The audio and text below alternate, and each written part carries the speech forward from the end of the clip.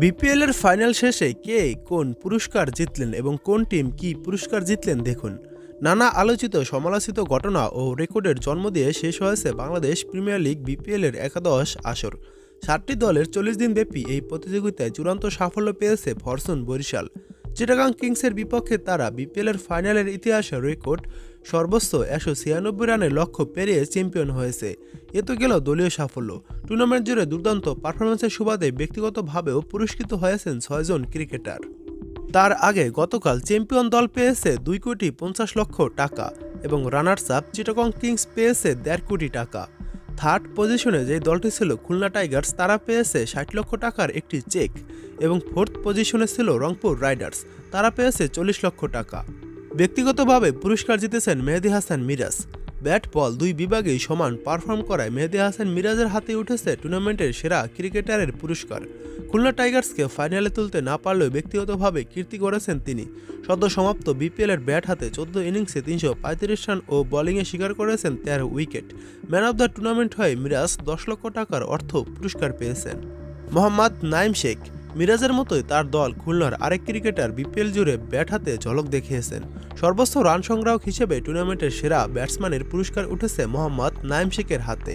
এবারের বিপিএলে একটি সেঞ্চুরি ও 3টি 50-তে তিনি 511 রান করেছিলেন। ফাইনালের আগেই তার সর্বোচ্চ রান সংগ্রহের জায়গাটি মোটামুটি পাকাপোক্ত ছিল। সেরা ব্যাটার হয়ে নাইমের হাতে উঠেছে 5 লক্ষ টাকার অর্থ পুরস্কার। তাসকিন আহমেদ ফাইনালে নাইমের রান আর কেউ ছুঁতে পারার সম্ভাবনা না থাকলেও সুযোগ ছিল সর্বোচ্চ উইকেট শিকারী হওয়ার। যদিও সেই কীর্তি করতে চিটাগং কিংসের খালেদ আহমেদকে 5 উইকেট নিতে হতো, যা ফাইনালের মতো বড় মঞ্চে অনেক কঠিনই। এদিন এই ডানহাতি বোলার কোনো উইকেট পাননি, ফলে 12 ইনিংসে 25 উইকেট নিয়ে টুর্নামেন্টের সেরা বোলার হয়েছেন তাসকিন আহমেদ। দুর্বার রাজশাহীর এই পেসার পেলেন 5 লক্ষ টাকার পুরস্কার।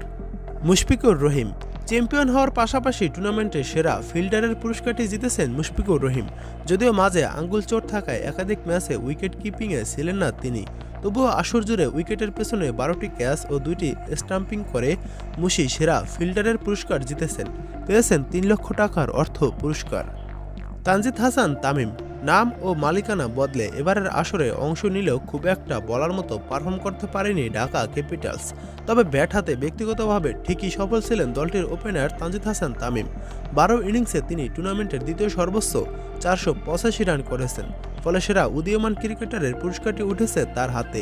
এই কীর্তি করে তানজিদ হাসান তামিম 3 লক্ষ টাকার অর্থ পুরস্কার পেয়েছেন।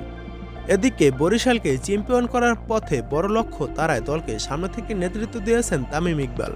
29 বলে 9-4 এবং 1 ছক্কায় করলেন 54 রান।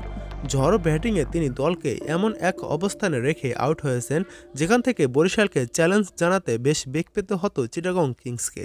ফলে ম্যান অব দ্য ফাইনালের ক্রেস্ট উঠেছে তামিমের হাতে।